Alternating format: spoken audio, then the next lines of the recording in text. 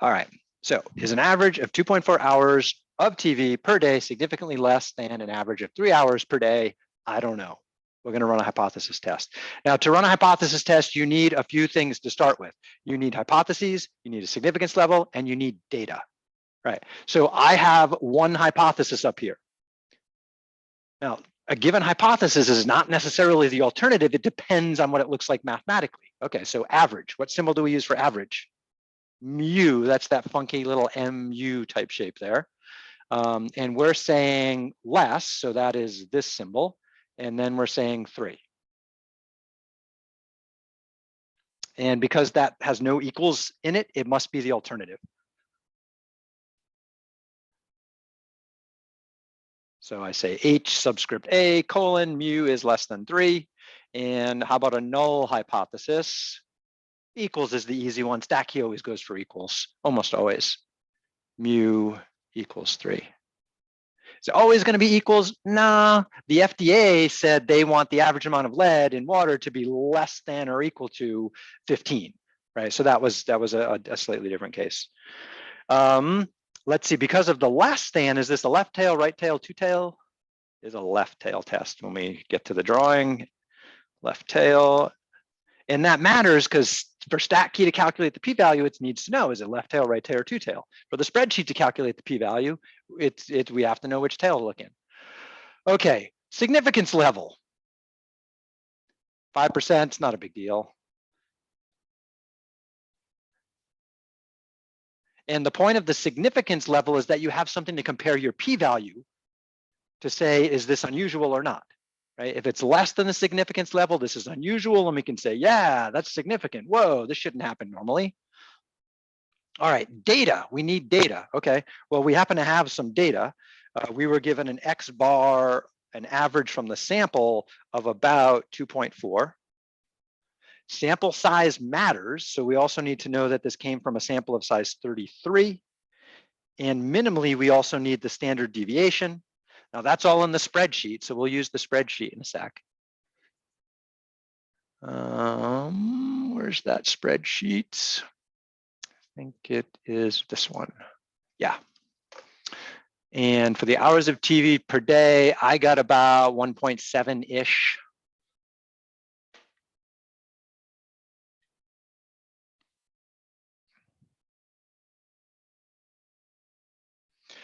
Now, ultimately, we need a p-value to make the decision, but according to the central limit theorem, before you get a p-value, you need what's called the test statistic or the standardized test statistic. So just some more terminology. The X bar, that's my sample statistic.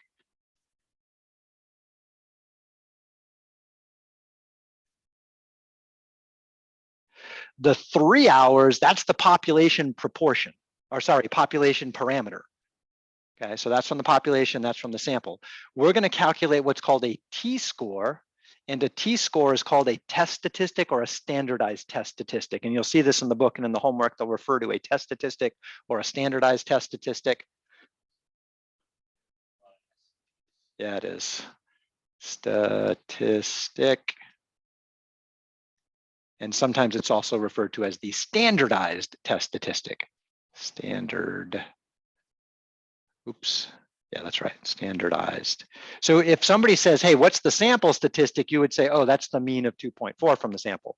If somebody says, what's the test statistic? Well, then you got to go do we looked at this formula earlier. It's X bar minus mu divided by the standard error, which for a mean is S over the square root of n.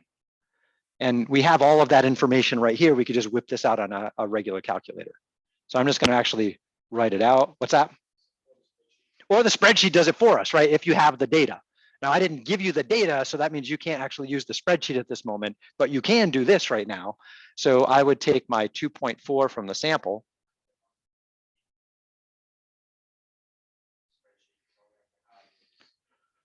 Oh, yeah, you just type in those numbers, right? Yeah, so if you, okay, that's a good point. So thank you, Andrew, for straightening me out. If you take my mean and standard deviation and sample size, and you plug those into the HT mean tab, then you'll be able to do this. So if you want to take a sec, if you already have the spreadsheet up, you want to give it a shot, go for it. So you would type n equals 33, x bar equals 2.41, however many decimals you want. I would do at least 4. Standard deviation is 1.7019-ish. And let's see, this is HT mean. I'm in the right spot, right? Yeah, you would just go put that in here. Set your hypotheses. Might as well do that here too. No, I'm just gonna let you guys do it. I'm gonna double check it on a handheld calculator, see if they're in the ballpark. They should be.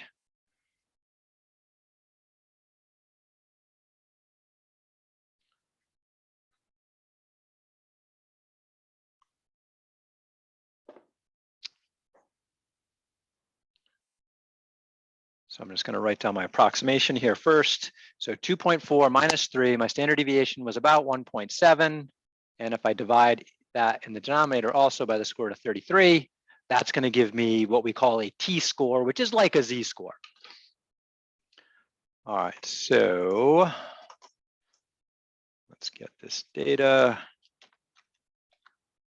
And I have another tab here, HT mean with data instead of the age difference.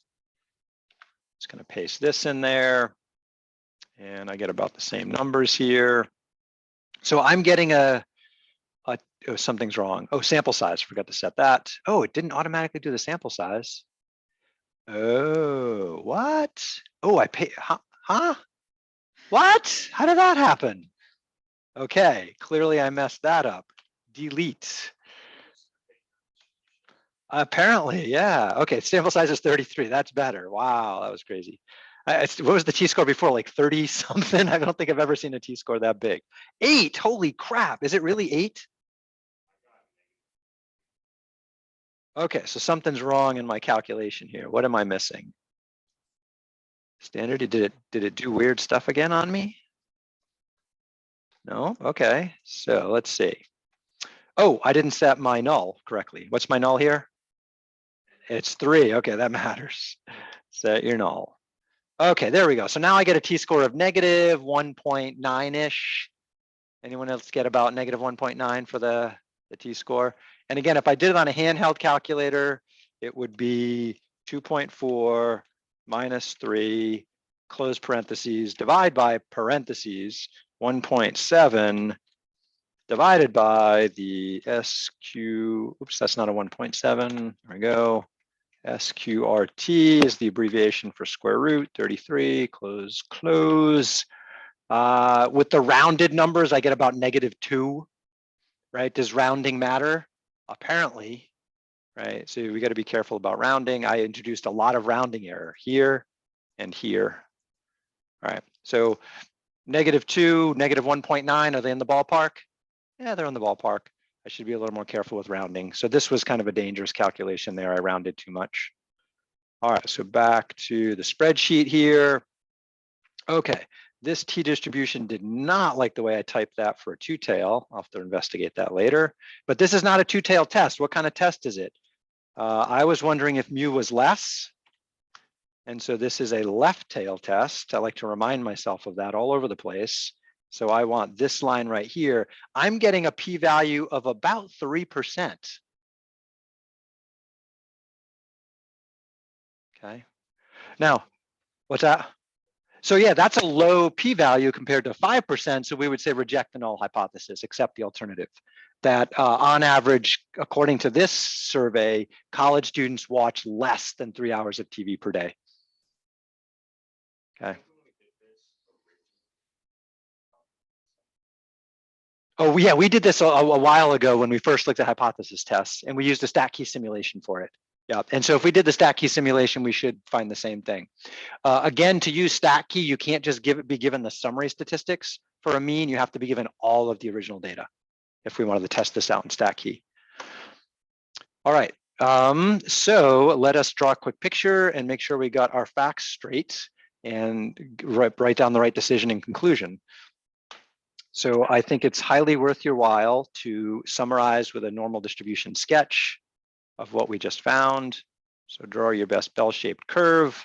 Okay, since this is a hypothesis test, whatever the null says goes in the middle. The mu from the null was 3.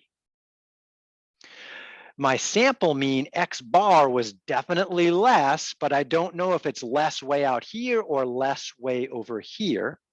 What was my p-value?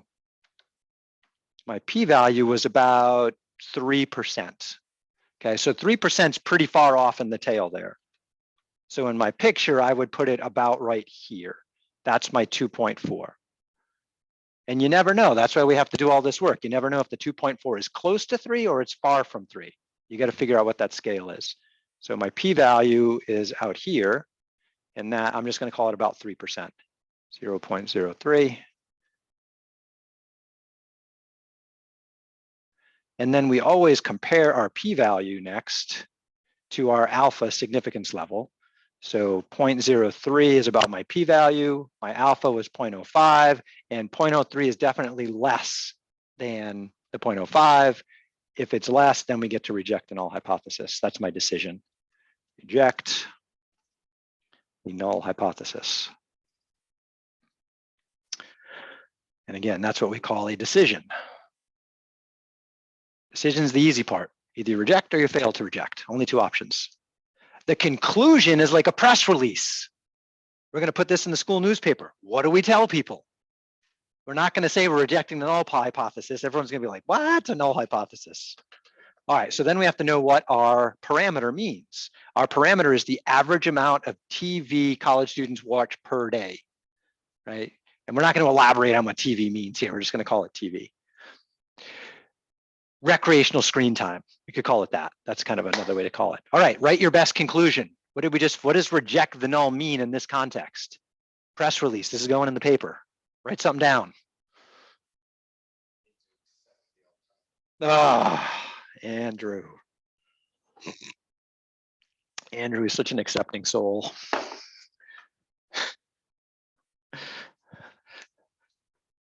Our data supports the alternative hypothesis. Tell me what that means. You could go for the semi-technical version. You could go for just the strictly school newspaper version, making it as non-technical as possible.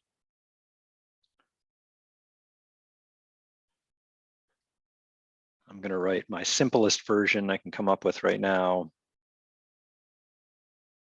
Headlines.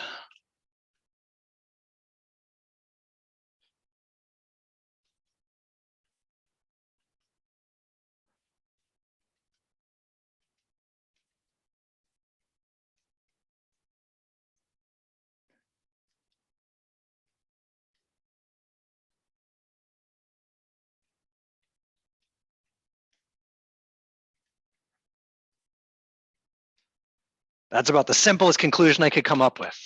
Headlines. College students watch significantly less than 3 hours of TV per day.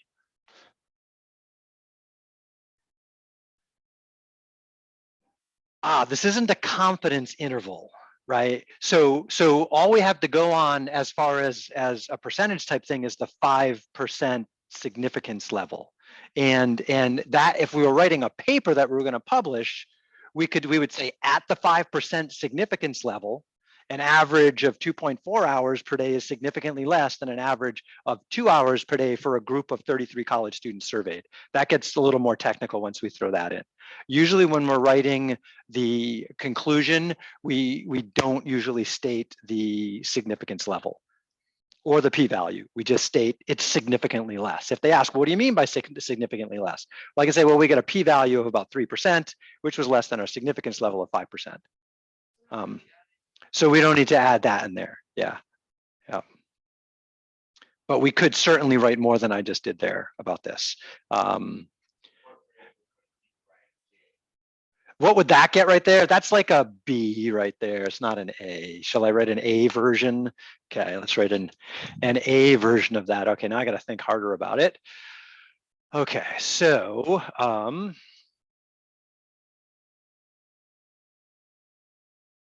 okay. I know, I hurt myself. You blew my train of thought. Thank you, Andrew. We have sufficient evidence. So this is like a report to the president instead of a news headline. Sufficient evidence, oh boy, spelling matters, that the average hours of TV watched per day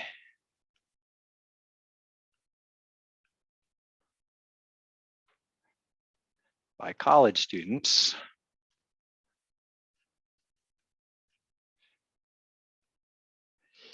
is significantly more than, or no, less than in this case, significantly, significantly, there we go, less than 3 hours per day. And if I really wanted to get fancy, I would take Emma's advice and say, with a p-value of 3% at a 5% significance level.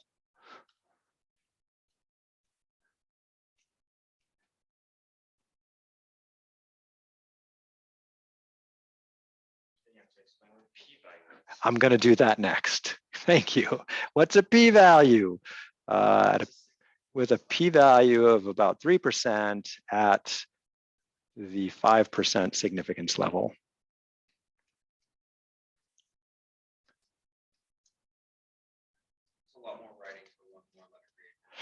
Yeah, so that one would get you an A+. The previous one would nail a B. Headlines. If I didn't have the word significantly in the other one, then that statement is meaningless. The word significant in statistics is significant, is important. Okay, what does the 3% mean? So, yeah, 3% of similar samples of, yeah, now more extreme, I use that phrase when I'm talking about a two-tail test. With a left tail test, I would say other samples would definitely be less than this one. Yeah, so basically I'm describing this picture right here. What do I see in this picture? Yeah, okay, more extremely left, there you go. Yeah, okay, 3% of similar samples. What do I mean by similar samples? Well, same sample size, same sample technique. Similar samples. So our hypothesis p-values where it's when you're expecting the mean to be 3. Yeah, and that's going to go in here. Yeah, so 3% of similar samples will have a mean less than 2.4 hours per day when I was expecting the mean to be 3 hours per day. So again, I'm just describing that picture. When I was, or we were expecting, it's a conditional probability.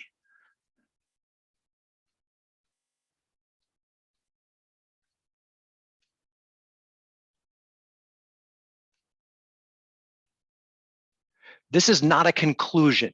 This is just what the p-value means. We call it the interpretation of the p-value.